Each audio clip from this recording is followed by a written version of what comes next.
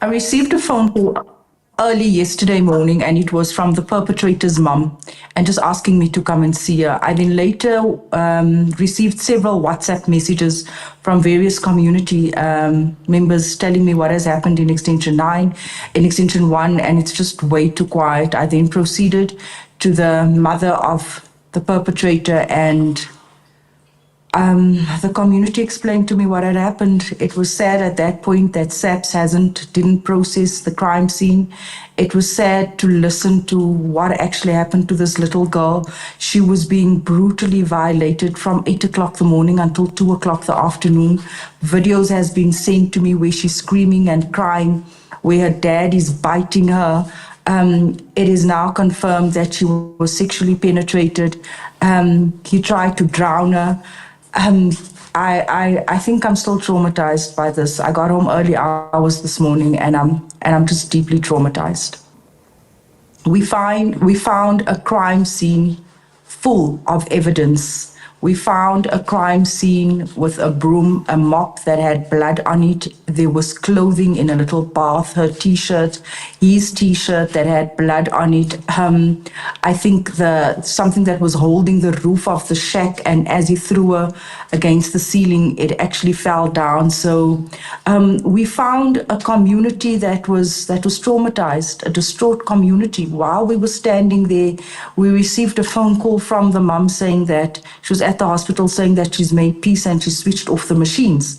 And hence I said this child had passed on. But minutes later, when we confirmed with SAPS, actually confirmed that this child is currently on life support at the hospital. When I was there yesterday,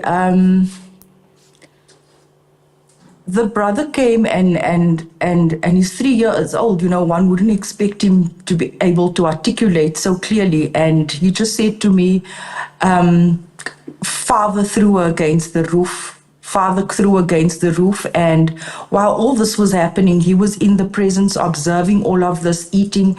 It also was brought to our attention that he too was violated earlier on this year. A case was opened where his ribs were broken, his arm was broken. I think his mum withdrew the case. It was brought to our attention that she knew a week ago. The doctors confirmed that this 4-year-old has been raped ongoing for the past month, where she said her daughter couldn't use the bathroom, and you know, as she sat on the toilet, and she noticed that a private part was torn, and this was a week or two ago.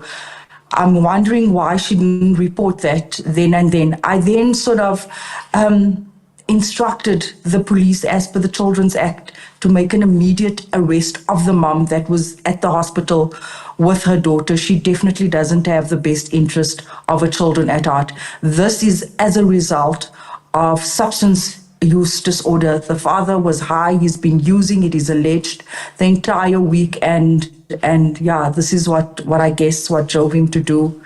It's not an excuse, but it's an enabler.